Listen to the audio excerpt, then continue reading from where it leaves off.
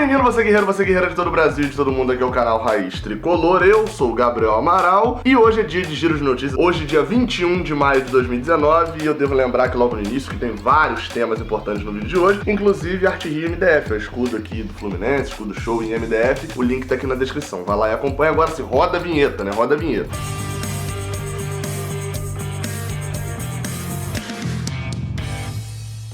Como eu falei, hoje temos vários temas importantes, então já vamos embora logo para a primeira notícia.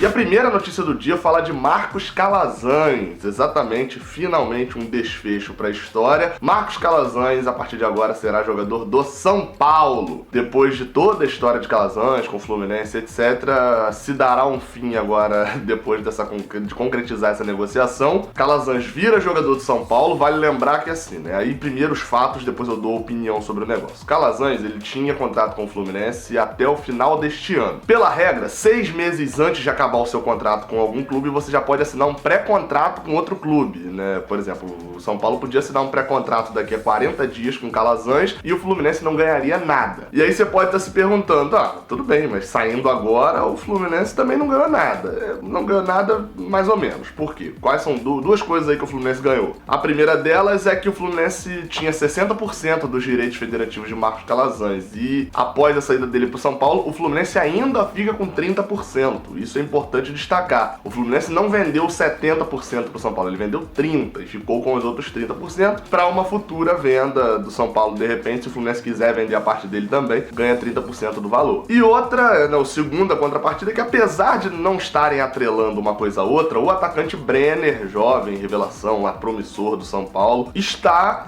a caminho do Fluminense. É um jogador que seria emprestado até o final do ano. É óbvio que não estão atrelando uma coisa a outra, né? Como eu falei, o Paulo Jones já disse que as negociações independem. Por exemplo, a de Calazans já está fechada e a de Brenner ainda não está concretizada, mas é óbvio que se você libera um aqui, o outro dá uma salvada aqui, etc, e fica nesse jogo de compadres. Assim como a galera fala que a troca de Jadson por Bruno Silva foi só pau a pau, né? Mas aí o Fluminense conseguiu de graça a liberação de Ezequiel, que na verdade seria até mais fácil conseguir de graça, mas enfim, conseguiu de graça a liberação de Ezequiel e mais um ano de empréstimo de Digão?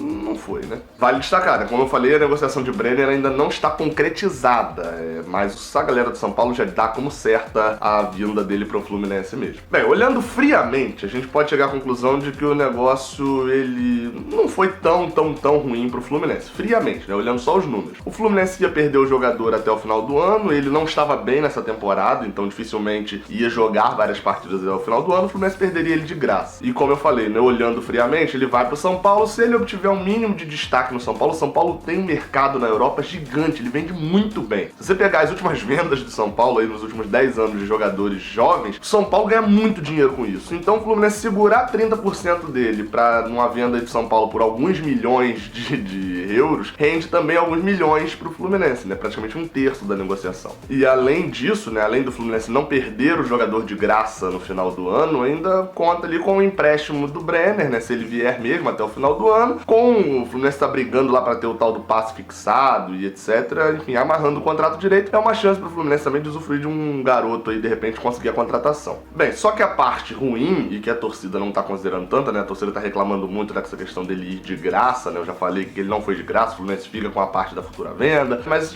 a galera não se atentou num negócio. Há 2 meses atrás, no dia 20 de março, o All Sport soltou uma notícia dizendo que o São Paulo tinha feito uma proposta pro Fluminense de troca. O São Paulo daria Nenê, pagaria o salário de Nenê, metade do salário de Nenê até o final do ano, para em troca o Fluminense dar Calazans e na verdade o Fluminense só daria os direitos federativos e ainda ficaria com 25% do jogador. Praticamente o que ele ficou agora nessa ida lá pro São Paulo. E na época o Fluminense não aceitou, ou seja, o Fluminense, além de ficar com a mesma coisa que ele ficou agora, que é 30%, 25%, ainda receberia Nenê e mais 50% do salário de Nenê até o final do ano. E o Fluminense não aceitou, e é importante que se diga, com respaldo da torcida, o Fluminense não aceitou. Então, meu amigo, deu mole naquela época, 2 meses atrás não quis Nenê em troca de Calazans, agora perdeu por... Praticamente o Fluminense aceitou a mesma troca, só que sem querer que Nenê venha pro Rio, né? Pra mim, errou. Sobre Brenner, é importante dizer, eu só vou comentar aqui com a negociação completa completamente concretizada, até porque eu conheço muito pouco do atacante também, né? Eu fui perguntar a alguns amigos são paulinos e todos eles meio que falaram a mesma coisa. Um jovem muito promissor, tem bola, mas sentiu um pouco a subida pro profissional. Segundo tema aqui importante do vídeo de hoje é ingresso pra Sul-Americana, né? Tá dando um fuzuê gigantesco aí, porque a dona Conmebol proíbe no regulamento das competições, etc, da Sul-Americana, ela proíbe a venda de ingressos no local do jogo no dia da partida. E é importante que você se atente a isso. No regulamento da competição já está escrito isso. E aí, qual é a dificuldade disso, né? Que quem não mora perto, por exemplo, eu moro aqui em Tanguá, né? Então, o ponto de venda mais perto pra mim é em Niterói, que fica a cerca de 50, 60 quilômetros. Uma viagem pra ir e voltar de Niterói de carro, ultrapassando o limite de velocidade, não dá menos do que 1h30. Isso em horário comercial, ou seja, quem trabalha de 8 às 5 não tem como comprar ingresso, a não ser que more do lado de um ponto de venda. A solução que praticamente todos encontram é ou chega na hora, fica na fila da bilheteria lá no Maracanã e arruma seu ingresso, ou então compra online. Bem, como a primeira hipótese já está descartada, né, não vai ter venda no Maracanã, muitos podem estar pensando, pô, vou comprar online e troco lá no dia. Também não pode, a Conmebol também proíbe troca de voucher, ela proíbe a abertura de bilheteria, basicamente. Quem vai em jogos do Fluminense sabe que existe a função e-ticket, que você bota o ingresso no celular, só chega lá e mostra o e-ticket pra você poder entrar e você não precisa de troca, não precisa de bilheteria, não precisa de nada. O problema é que, segundo o Fluminense, né, no que tá lá no site do clube, as forças de segurança, né, os órgãos de segurança, proibiram o e-ticket pra essa partida. Então só os sócios terão acesso ao e-ticket. Os torcedores comuns só poderão retirar na bilheteria, que vai inviabilizar, como eu falei lá no início, já que não tem como ir trocar ingresso em horário comercial, né? Vale destacar aqui que isso aconteceu no primeiro jogo da Sul-Americana, né, contra o Antofagasta, só que na época a decisão tava ali, era meio nova e tal, e o Fluminense conseguiu a liberação da venda no Maracanãzinho. Na época eu já tinha comprado o ingresso como e-ticket, que eu já era sócio, e aí tava de boas, mas liberaram o Maracanãzinho pra venda e troca no dia, já que não era o local do jogo, né? O Maracanãzinho é outro ginásio. E a análise que eu faço aqui dessa situação é o seguinte: lembra que eu falei lá atrás aonde que tava dizendo isso, de que não pode ingresso no dia do jogo, no local da partida? No regulamento. Então isso já tá disponível no site da Conmebol em português e espanhol desde o início do ano. Todo mundo que é minimamente envolvido com a Sul-Americana, né, como os dirigentes do Fluminense, a galera que organiza essa questão de organização de venda de jogo e etc, tinha que saber disso há muito mais tempo e tinha que repassar isso pro público há muito mais tempo. O Fluminense poderia ter feito, para minimizar os danos dessa confusão, poderia ter feito duas coisas aí mais antecipadamente. Primeiro, fazer como foi feito contra o Antofagasta, eu até acredito que tenham tentado feito ou estejam tentando fazer, que é liberar o Maracanãzinho para venda de ingresso no dia de jogo, porque é importante dizer isso. Outros postos de venda funcionarão, não pode é o do jogo, não pode é o local da partida. Então todos os postos, Canto do Rio em Niterói, a loja em Araruama, a Bangu, Shopping Nova América, todos esses vão funcionar, é óbvio que até ali uma determinada hora, só não pode venda no Maracanã. Então o Fluminense poderia ter tentado essa liberação com o Maracanãzinho, até acredito que tentou e não conseguiu. E a segunda, pra mim, é o principal erro. O Fluminense, como eu falei, isso tá no regulamento. Já poderia ter sido avisado isso há muito tempo. Quando saiu o sorteio e saiu a tabela, já podia avisar, ó, galera, jogo em casa, não vai poder ingresso retirar na hora lá. Já avisa logo. Porém, isso só foi avisado pros torcedores na segunda-feira, e nem todo torcedor lê regulamento da Sul-Americana, né? E um detalhe, quando isso foi avisado na segunda-feira, cerca de 6 horas da tarde, muita gente já tinha comprado online pra retirar na bilheteria, pensando, pô, vou retirar na bilheteria, eu chego meia hora antes ali do jogo, paro ali na bilheteria e pego o ingresso. E, ou seja, a pessoa comprou com um jeito e no final das contas,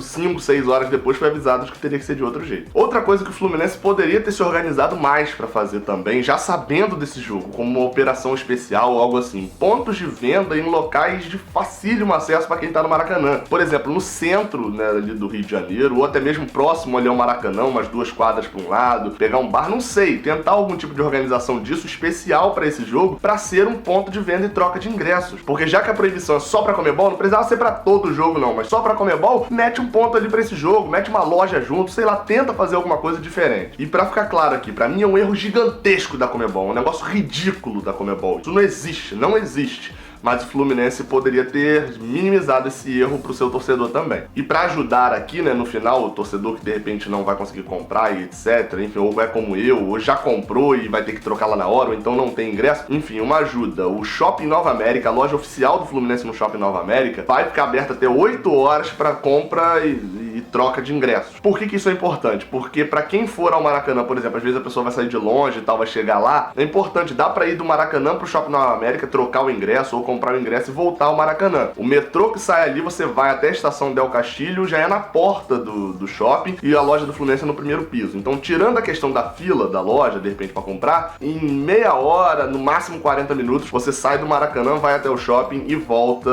pro jogo. Então, se você tiver disponibilidade de tempo ali de repente chegar no Maracanã às 7 horas, pega o metrô, vai lá, volta e faz a sua compra, a sua troca e volta pro jogo. Pelo menos fica aí um alento, uma ajuda pra alguém que tá perdido na situação.